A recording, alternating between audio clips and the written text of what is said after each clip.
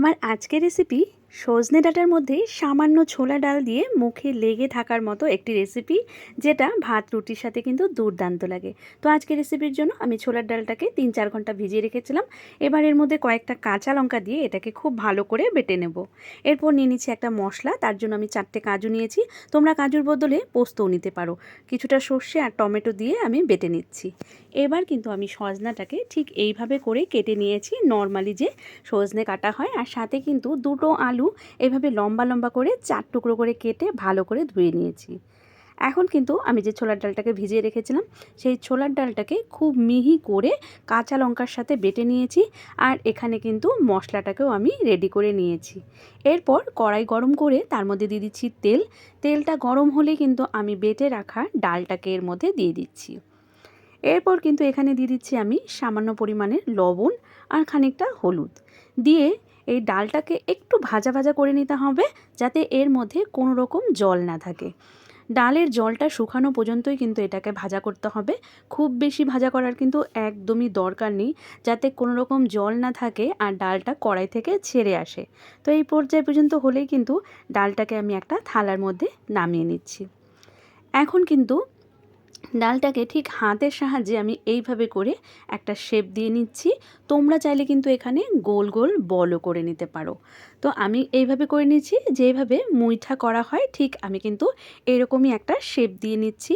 তো এমন করে কিন্তু সমস্ত ডালগুলো অল্প অল্প করে আমি শেপ দিয়ে নিয়েছি। এবার কড়াইয়ের মধ্যে তেল দিয়ে আলুগুলোকে আমি একটু ভেজে নেব। এর জন্য কিন্তু আলুটাকে দিয়ে সামান্য একটু লবণ দিয়ে দিচ্ছি। দিয়েই কিন্তু এইভাবে উল্টে পাল্টে যাতে আলুটা 80% সেদ্ধ হয়ে যায়, সেই পর্যায় পর্যন্তই কিন্তু আলুগুলোকে একটু লাল লাল করে ভেজে নিচ্ছি। সেই তেলের মধ্যে এবার কিন্তু ডালের যে মুইঠাগুলো সেগুলোকে আমি দিয়ে দিচ্ছি। দিয়েই কিন্তু একটু উল্টে পাল্টে এগুলোকে একটু কড়া করে লাল লাল করে ভেজে নিতে হবে। আর এই ভাজাগুলো কিন্তু এমনিও খেতে ভীষণ ভালো লাগে। বিকেলবেলা চায়ের সঙ্গেও কিন্তু তোমরা এগুলো এনজয় করতে পারো। এখন কিন্তু সমস্ত ডালটাকে কিন্তু আমার এরকমভাবে একটু লাল লাল করে ভেজে নিতে হবে। তো ডালগুলো ভাজা হয়ে গেলে সেই তেলের মধ্যেই আমি দিয়ে দিচ্ছি কিছুটা কালো জিরে।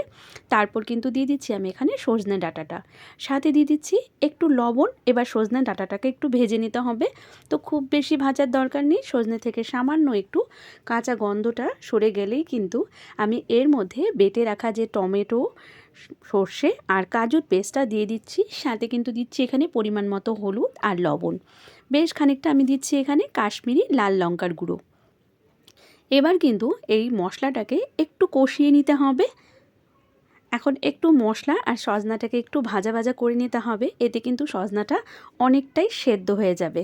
এবার কিন্তু যখন মশলাটা ভালো করে একটু কষানো হয়ে গেল, এখন কিন্তু এর মধ্যে আমি দিয়ে দেব 3 কাপের মতো জল। জলটা অবশ্যই একটু বেশি দিতে হবে, না হলে কিন্তু বড়াগুলো এর মধ্যে দিলেই কিন্তু জলটা কিন্তু একদম শুকিয়ে যাবে।